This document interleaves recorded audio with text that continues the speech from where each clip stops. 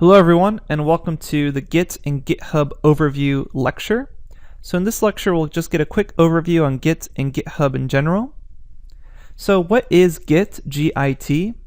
Git is a free and open source distributed version control system, and it can handle everything from just a small project to a really large one pretty well. So you can go ahead and go to git-scm.com to learn more about Git, and you can try it in your browser for free by clicking this try Git link on the Git page here, and it'll take you to this link at try.github.io, and it'll teach you Git pretty quickly in your browser. So it's actually a really useful tool. So what kind of companies are using Git, this version control system? Pretty much all major companies such as Google, Facebook, Microsoft, Twitter, LinkedIn, etc. There's a whole list of companies. Many companies use Git, and you might be wondering, what's the difference between Git and GitHub? So GitHub is a web page where you can publish your Git repositories and collaborate with other people.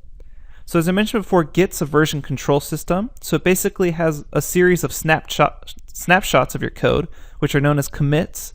And as you see the path of the snapshots, you can check what order they're created in. So can you use Git without GitHub is another question people ask. And yes, so Git runs locally if you don't use GitHub. An alternative to GitHub might be using Git with your files and then hosting them on Dropbox. But GitHub is the de facto and most popular streamlined service that's designed especially for Git.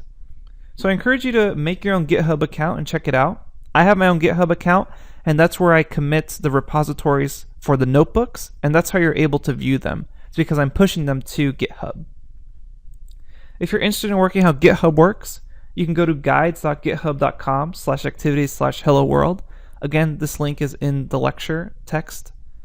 And you can check out their Hello World document. It's all in browser, so again, you don't need to download anything. You can just check it out all there. And then another great website for learning Git in general, just Git Git, is gitimmersion.com. And it works for both Mac and Windows. Okay. So that's just a brief overview on Git and version control in general, the links and resources you need to learn more about them. Don't worry if you don't want to check that out right now. Later on in the lecture, we'll touch again on this topic when we talk about modules and importing and creating your own libraries. Alright, that's it for this lecture. Up next, we'll finally get started with Python object and data structure basics. Thanks, and I'll see you at the next lecture.